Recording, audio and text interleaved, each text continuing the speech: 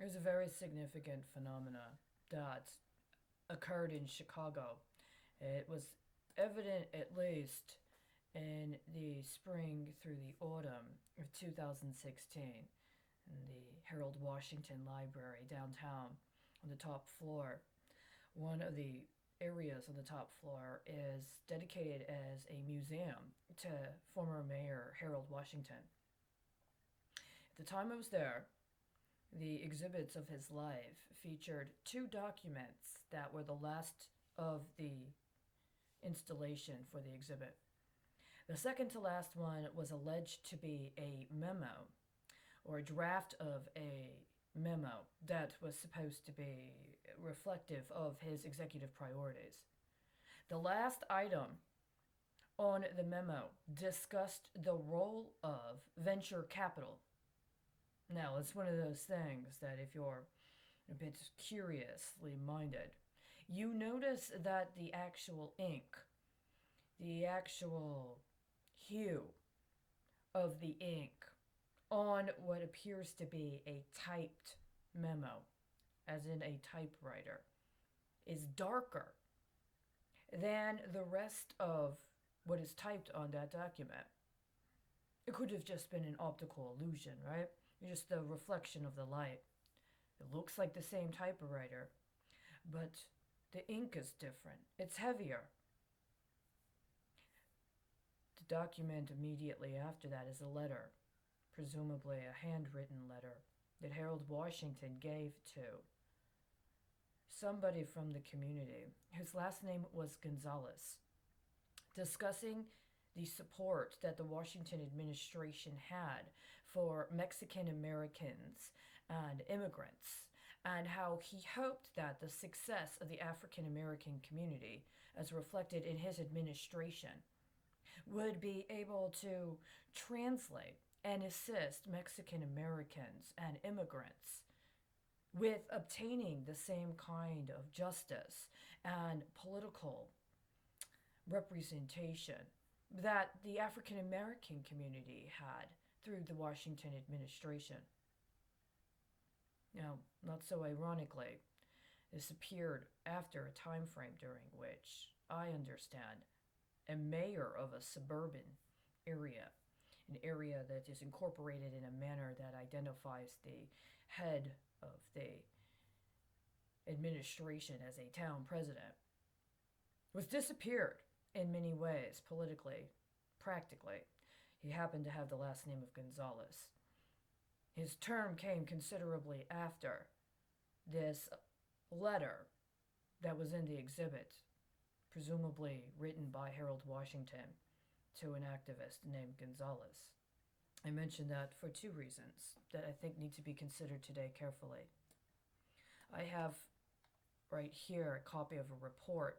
I attempted to purchase an original paper version of the report, but when I attempted to order it, I was not given a good faith process in confirmation of my order in enough time for it to be practically useful. It is a report to the Ranking Minority Member, Committee on Banking and Financial Services, House of Representatives. Money Laundering, a Framework for Understanding U.S. Efforts Overseas. The date of the report is May 24th, 1996, and it is addressed to the Honorable Henry B. Gonzalez, Ranking Minority Member, Committee on Banking and Financial Services, House of Representatives. Let me read to you the first two paragraphs. Dear Mr. Gonzalez, money laundering is the act of converting money gained from illegal activities such as drug smuggling into money that appears legitimate and in which the source cannot be traced to the illegal activity. It is a global problem that needs to be fought collectively by the international community. The United States is focusing increased attention on foreign aspects of its efforts to combat money laundering, particularly as U.S. efforts make it more difficult for individuals to launder money domestically. In connection with other work we were performing abroad, you asked us to provide information on U.S. efforts to combat overseas money laundering.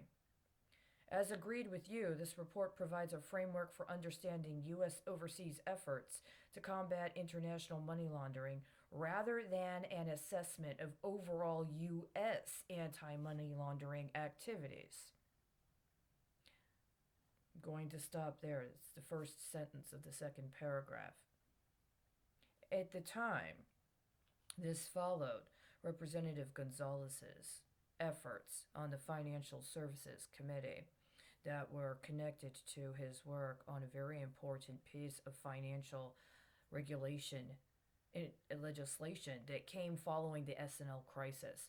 Gonzalez was from Texas, specifically the area, I understand, the area around San Antonio, but Dallas, Texas was very, very highly prominently factored into the concerns that were a part of the S&L crisis.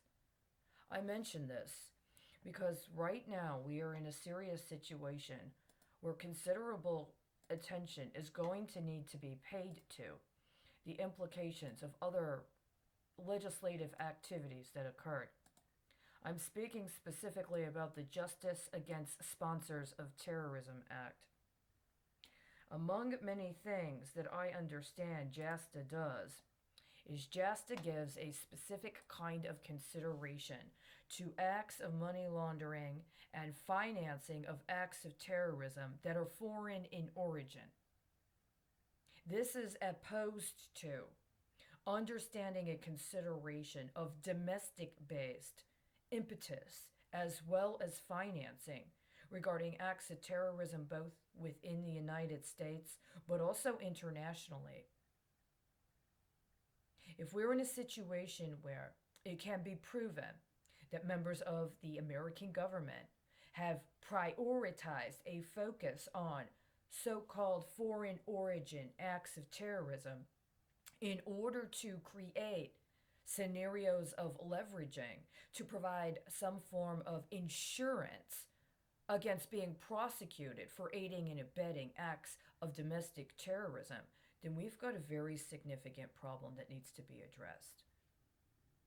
We are already in a situation where concerns regarding the intentions behind certain alleged state actors that have engaged in undermining constitutional process in order to achieve their position in public office has put the entire country at risk.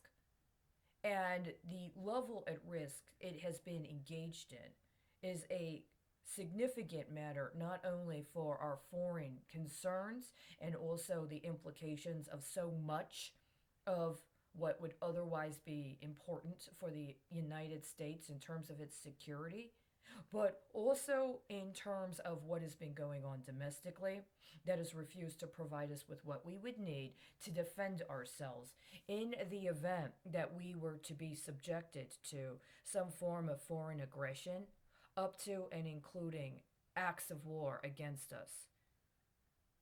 There is an argument that can be made that there exists now a just cause for a declaration of war. There has been for at least a year. That declaration has not come thus far. We've had 2 presidents that could have issued it. Neither of them did so. Please consider this whenever you do whatever else you do today and the rest of the week.